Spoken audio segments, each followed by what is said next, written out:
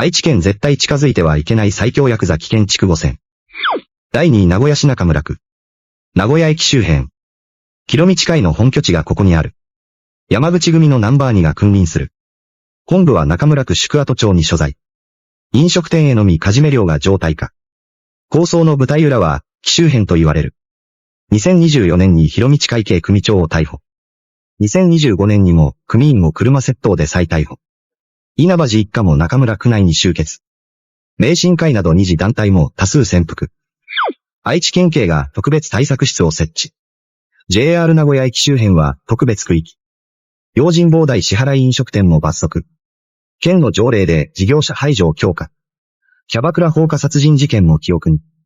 駅西エリアは区に警戒すべき。観光客の深夜徘徊は絶対厳禁。